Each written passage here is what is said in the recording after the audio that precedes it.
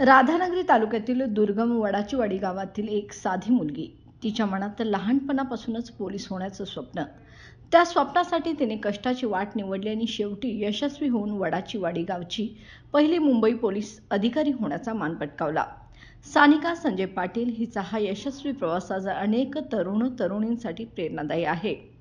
सानिया पाटील हिचा जन्म एका साध्या कुटुंबात झाला. ग्रामीण भागातील अनेक अडचणींना सामोरे जात तिने आपले शिक्षण पूर्ण केले. तिच्या घरातील परिस्थिती मध्यमवर्गीय होती, परंतु आई वडील आणि संपूर्ण कुटुंबाने तिला शिकण्यासाठी पाठबळ दिलं. लहानपणापासूनच पोलीस व्हायचं हे तिचं स्वप्न होतं. त्या स्वप्नासाठी तिने जिद्दीने मेहनत घेतली. तिच्या कुटुंबियांनीही तिच्या शिक्षणासाठी मोठे योगदान दिले. आई वडील, आजी आजोबा, चुलते चुलती, काका मावशी तसेच शिक्षक यांचे मार्गदर्शन तिला सतत मिळत राहिले. तिच्या यशामागे तिच्या कठोर परिश्रमासोबतच कुटुंबियांचे प्रोत्साहनही महत्त्वाचे ठरते. ग्रामीण भागातील विद्यार्थी देखील स्पर्धा परीक्षेच्या माध्यमातून शासकीय सेवेत रुजू होऊ शकतात, हे सानिकाने आपल्या कर्तृत्वाने सिद्ध केले. मुंबई पोलीस दलात निवड होण्यासाठी तिने कठोर मेहनत घेतली. सातत्याने अभ्यास, शारीरिक तंदुरुस्ती, मानसिक तयारी आणि जिद्द यांच्या जोरावर तिने मुंबई पोलीस दलात आपले स्थान पक्के केले.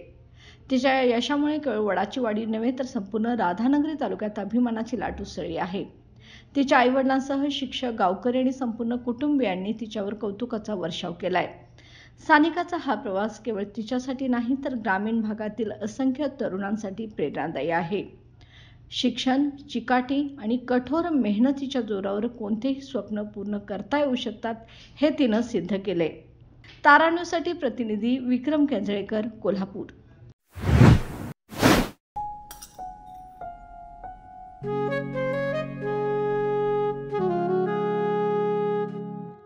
बाबा, आज येताना बासुंदी घेऊन या ना.